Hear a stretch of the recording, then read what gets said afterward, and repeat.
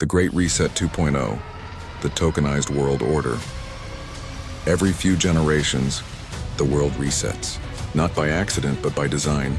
A crash, a crisis, a collapse, followed by a new set of rules for how humanity values, trades, and trusts.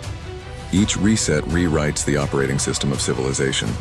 In 1944, it was Bretton Woods, where nations gathered after war to anchor global currencies to gold, and the US dollar became the center of gravity. In 1971, Nixon ended that gold link, replacing it with something far more powerful, faith in debt. And for 50 years, that system, the dollar standard, ruled the world. But now it's breaking. Debt has outgrown production. Inflation eats the middle class. Currencies weaken faster than they can be printed. The global machine is choking on its own code. And once again, the architects of finance whisper the same word they always use before rewriting history: reset. But this time, the reset won't just change the money, it'll change the money itself.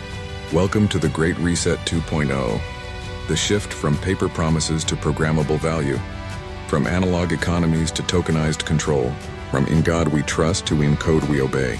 Behind the slogans of sustainability and innovation lies a transformation decades in the making.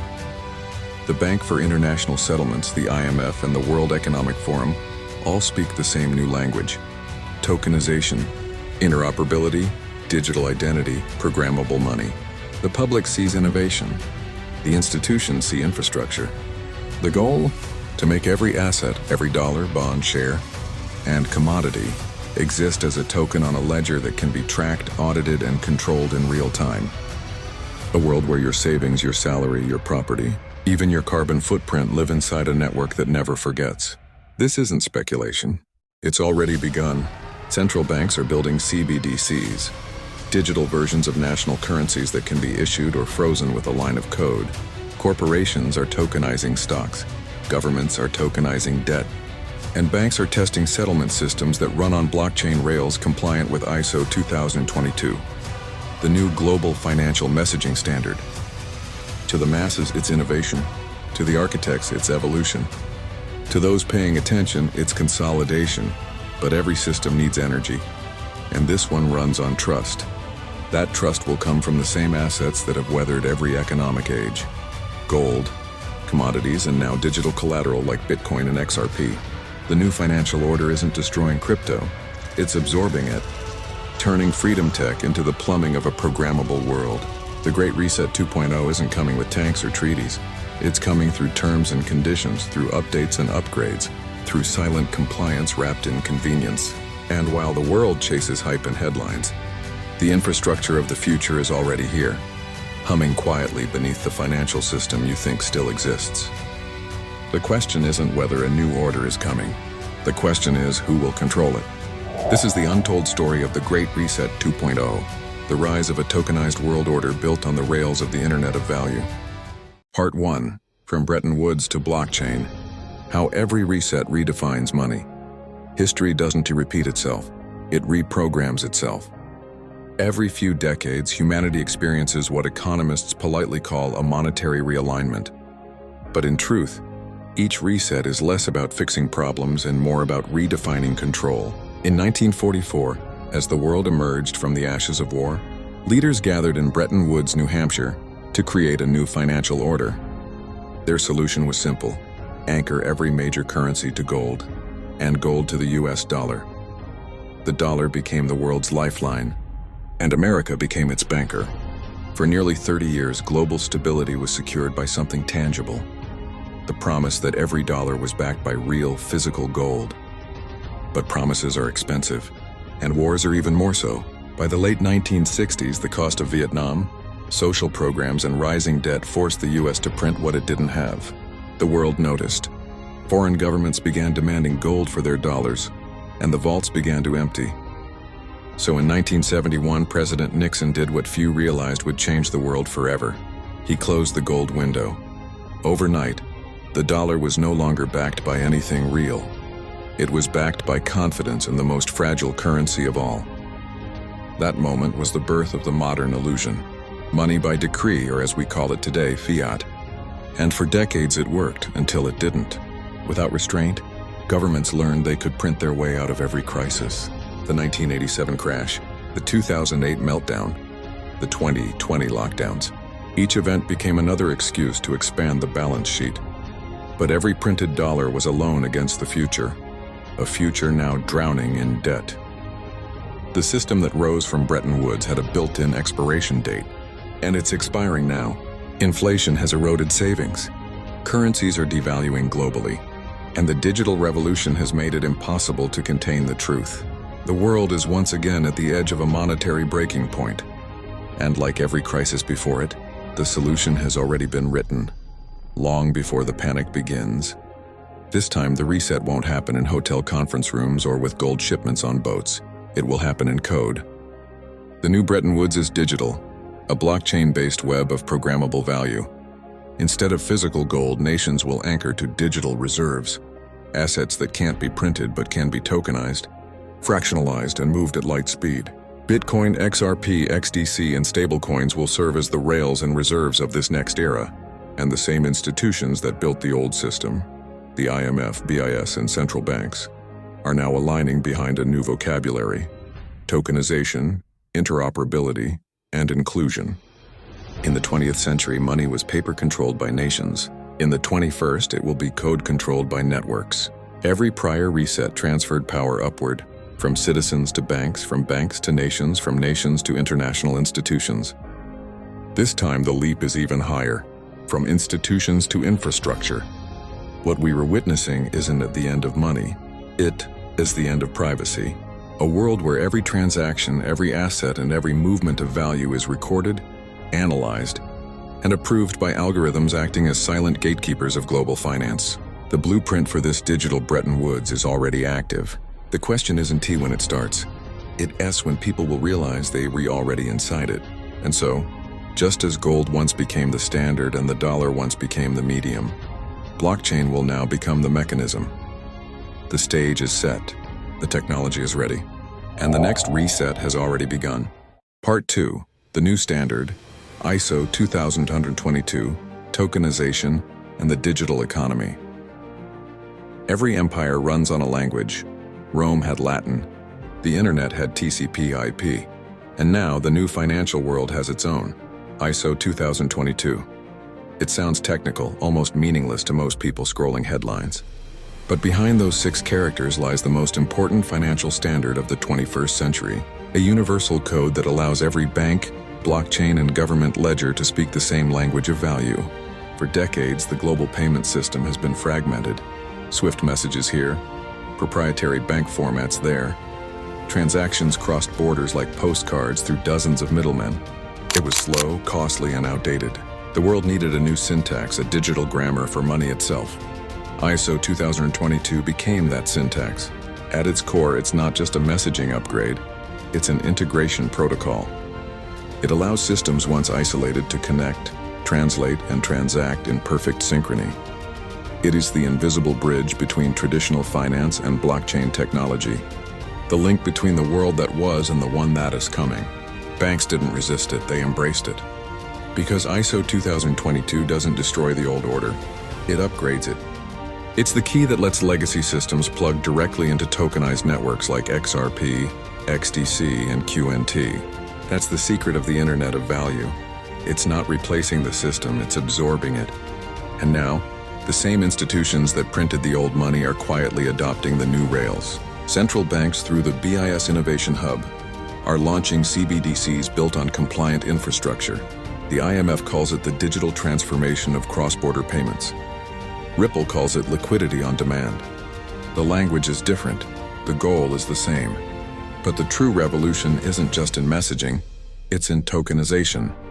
Tokenization is the process of converting any asset, currency, real estate, carbon credits, or even gold, into a digital token that can be moved, divided, and verified in real time. It's the digitization of everything that has value. Picture this. Your paycheck, your mortgage, your stocks, and your car title all exist on interoperable ledgers. Every transaction settles instantly. Every contract executes automatically. Every asset can be traced back to its origin. No lost records, no counterfeit claims, no friction. It sounds efficient, It also sounds like control. Because once everything is tokenized, everything is traceable. Every purchase can be analyzed. Every account can be audited. Every wallet can be paused. Tokenization brings convenience, but it also brings surveillance wrapped in innovation.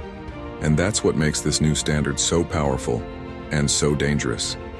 It's not just a financial upgrade. It's the merging of technology, identity, and compliance. It's money that can follow rules or enforce them. Under the ISO 2022 framework, assets become programmable. Your digital salary can be restricted to approved vendors. Your carbon credits can limit your travel. Your savings can expire to stimulate spending. In this world, the line between currency and code disappears. The very rails designed to move money freely could also become the rails that control it. And yet the architecture is brilliant. The efficiency is undeniable. That's why governments, corporations, and banks are all aligning behind it. Because whoever controls the standards controls the system. And whoever controls the system controls the future. This isn't a conspiracy. It's the logical conclusion of digital evolution. Every technological leap consolidates power before it redistributes it. We saw it with the internet. We're seeing it again with money. The old world ran on trust. The new world runs on verification, and the standard that makes it all possible, the Rosetta Stone of digital finance, is already live. ISO 2022 isn't coming. It's here, and with it, the foundation of the tokenized world order has been laid. Part 3. The global players, IMF, BIS, WEF, and the architecture of control.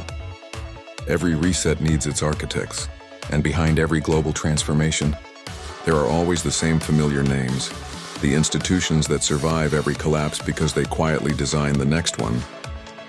The International Monetary Fund, IMF, the Bank for International Settlements, BIS, and the World Economic Forum, WEF, aren't new faces in finance. They've been here through every crisis, every reconstruction, every innovation. But now they're not just observers. They're the engineers of the next system. Their language has changed. The IMF no longer speaks of debt and inflation. It speaks of digital interoperability. The BIS no longer debates reserve ratios. It discusses tokenized economies. And the WEF? It calls this convergence the fourth industrial revolution, a merging of the physical, digital, and biological worlds into one programmable framework of control. At first, it sounds progressive, visionary even. But when you trace their projects, a single pattern emerges: centralization through code. The BIS Innovation Hub is already connecting central banks worldwide through experiments like Project Dunbar, mBridge, and Icebreaker. Each one tests the interoperability of central bank digital currencies, CBDCs, a polite term for programmable national money. The goal is a network where every central bank can transact instantly, with complete transparency and control. The IMF has gone further. It's building the IMF coin, a theoretical global settlement token that could link all digital currencies under one umbrella, a successor to the special drawing rights system born from Bretton Woods. Imagine a digital layer that can price, monitor, and influence every currency on Earth. That's not decentralization, that's digitized sovereignty. Then there's the WF, the storytellers of the new order. They frame this transformation as sustainability, efficiency, and equality. Their white papers speak of the Great Reset, a phrase that now echoes across economies. But behind the soft branding lies a hard truth. The goal is to restructure ownership itself. Klaus Schwab said it best in 2016, "You will own nothing, and you will be happy." It sounded absurd then, but in a tokenized world, it's entirely plausible. Ownership becomes access. Access is controlled by code. Code is enforced by policy. In this system, assets no longer exist as physical property. They exist as digital permissions. You don't own your home, you hold a token proving access. You don't possess your savings. They exist as digits that can expire, freeze, or be redirected by programmable rules. All of this is wrapped in the language of progress: carbon tracking, financial inclusion, digital identity. But the fine print tells a different story: compliance by default. CBDCs can be restricted to certain vendors, tied to social scores, or adjusted in real time to stabilize economies. The technology that promises freedom can just as easily become the infrastructure of financial surveillance. The world's power centers aren't hiding this. They're publishing it. The BIS reports openly describe CBDCs as a unique opportunity to redesign money for modern governance. The IMF calls tokenization the key to financial resilience. The WEF calls it the path to equitable digital transformation. Different words, same outcome. A system that sees all, tracks all, and governs all through code. But here is the paradox. The same tools that could enslave can also liberate, if built on open, decentralized rails. That's why interoperable networks like XRP, XDC, and QNT stand at the crossroads between innovation and control. They can power both freedom and governance, depending on who holds the keys. The architecture of control isn't about money, it's about data. And in this new digital ecosystem, every transaction is a data point. Every wallet an ID, every behavior a metric. The Great Reset 2.0 isn't coming from politicians, it's being coded by technocrats. The IMF and BIS are the architects. The WF is the narrative machine. The banks and governments are the distributors. And the people? They're the product. But what if the same rails being used for control could be reclaimed for transparency, for fairness, for freedom? Because as history has shown, every empire that centralizes too far eventually meets its resistance. And in the age of tokenization, that resistance may already be written in the code. Part 4. The transition phase. CBDCs, tokenized debt, and programmable wealth. Every revolution hides in plain sight, disguised as progress. And the greatest financial transformation in human history is unfolding right now, not through war or collapse, but through code updates and pilot programs. The transition to the tokenized world order isn't an event, it's a migration. A slow, deliberate shift from physical assets to programmable ones, where value no longer flows through paper and policy, but through protocols. At the heart of this shift are central bank digital currencies, or CBDCs, the next evolution of national money. On the surface, they sound modern, efficient, inevitable. A digital dollar, a programmable euro, a traceable yuan. Each one promises inclusion, speed, and transparency. But what they really offer is control at the speed of light. Traditional currency moves through intermediaries, banks, processors, clearinghouses. CBDCs eliminate those middlemen by moving money directly between the central bank and the citizen. The architecture sounds empowering, but in practice it removes the final barrier between governments and your wallet. With a CBDC, monetary policy isn't debated, it's deployed. Inflation can be managed by code.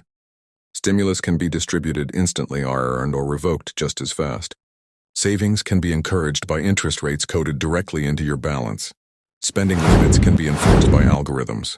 It's the end of cash and the beginning of conditional money. And while the public still debates crypto regulation, the infrastructure of CBDCs is quietly expanding. China's digital yuan has already surpassed 250 million users. Europe is preparing the digital euro. The US is testing a digital dollar through pilot programs involving the Federal Reserve and private banks.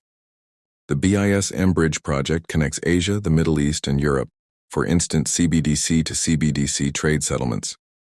Each project is a piece of a much larger puzzle, the formation of a programmable financial grid. But the transition doesn't stop at currency. It extends to the tokenization of debt. The $100 trillion bond market is being digitized through initiatives like the World Bank's Bond Eye. And corporate debt is moving onto platforms like TradeFinex on the XDC network. Governments are discovering they can issue, track, and retire debt with surgical precision, and investors can buy fractions of it in real time.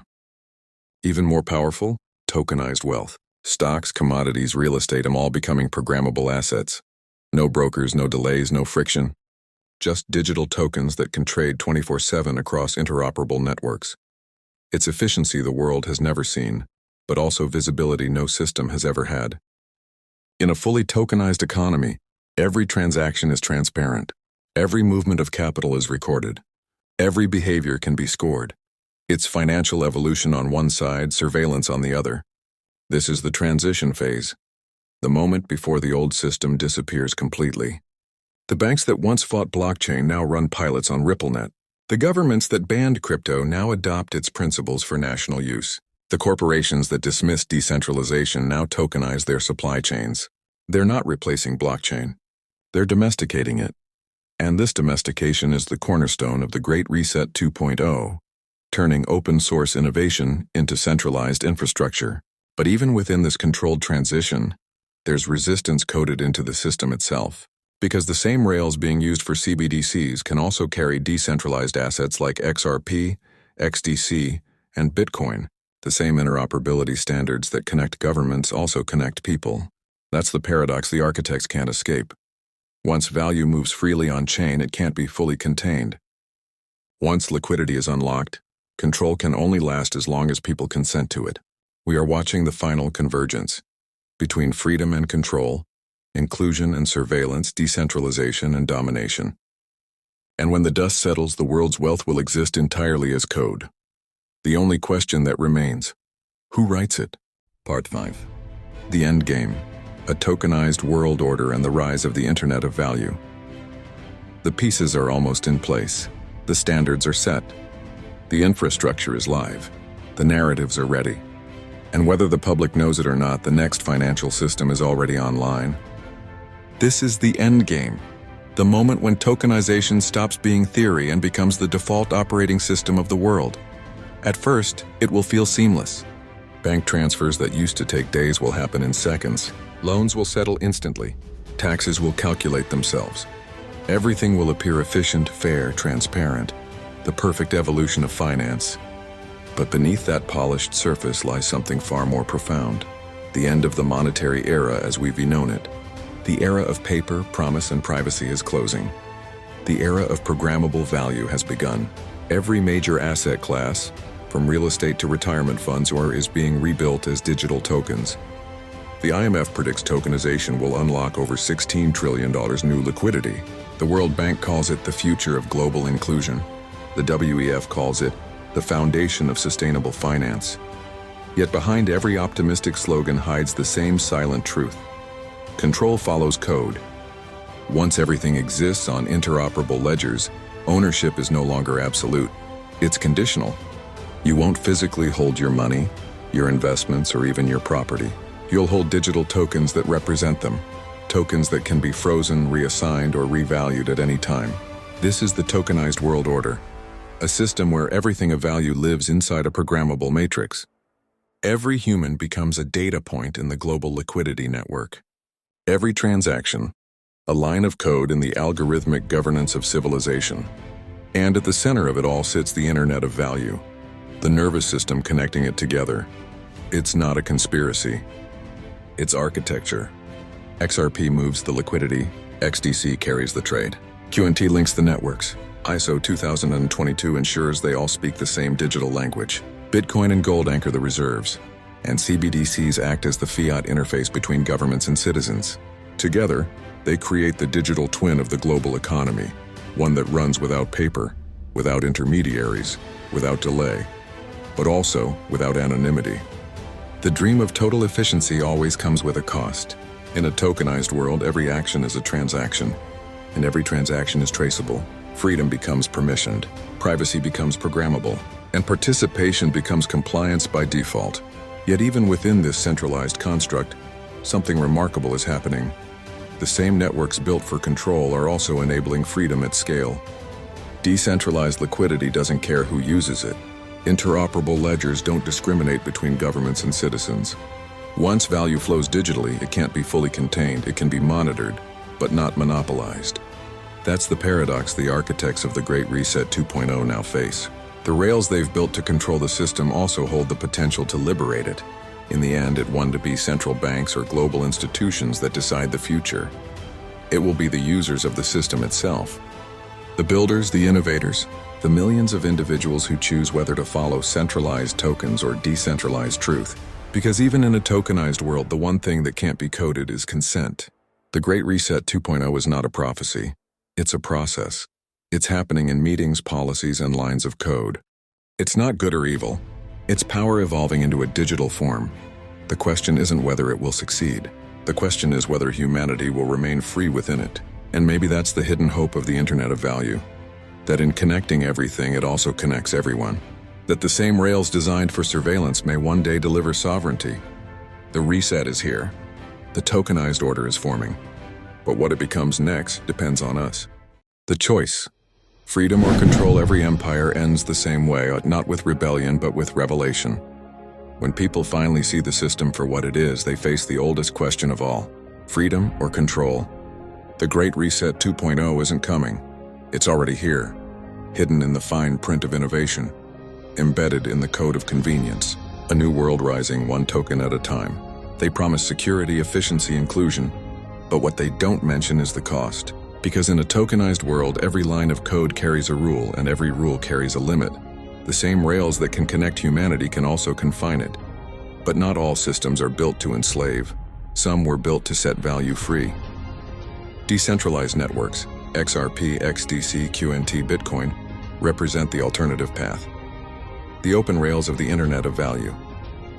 The chance to build a world where money moves freely, where trust is transparent, and where power belongs to the many, not the few. The future isn't written by governments, it's written by builders, by believers, by those who refuse to surrender sovereignty to code designed by control. The reset is here. The rails are being laid. The only question is which network you'll stand on when the switch is flipped. Subscribe to LTL Productions, where we expose the truth behind the code and reveal the stories shaping the future of money, freedom, and power. Because the next revolution won't be televised, it'll be tokenized.